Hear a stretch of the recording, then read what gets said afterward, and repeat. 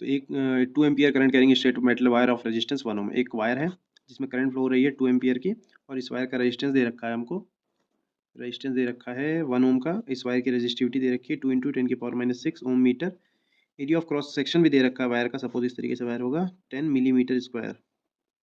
तो इसको हमको कर लेना चाहिए मीटर स्क्वायर में, दैट वुड बी 10⁻⁻6, और ये हो जाएगा 10⁻⁵ मीटर स्क्वायर।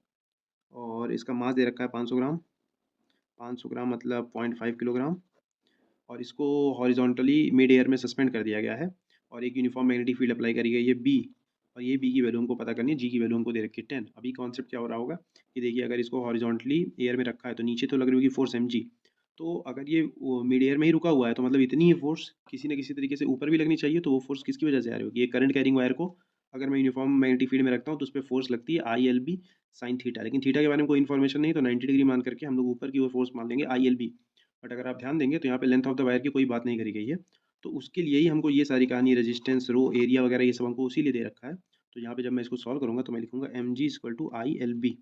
एल की जगह कैसे, एल कैसे निकलेगा, मुझको रेजिस्टेंस का फॉर्मूला पता है, रो एल बाई ए। और एल की वैल्यू आ जाएगी इस तरीके से, हमारी एल की वैल्यू आ जाएगी आर ए बाई रो। इसको पुट करता हूँ मैं, यहाँ पे आ जाएगा M G is equal to I R A by rho into B. बस अभी तो क्या मुझे मैग्नेटिक फील्ड पता करनी है, हो जाएगा M G rho upon I R A.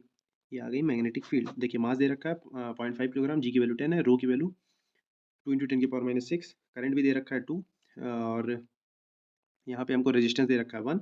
Area of cross section 10 millimetre square दिया था, उसको मैंने मीटर स्क्वायर में कन्वर्ट करके 10⁻⁵ मीटर स्क्वायर में कन्वर्ट कर दिया।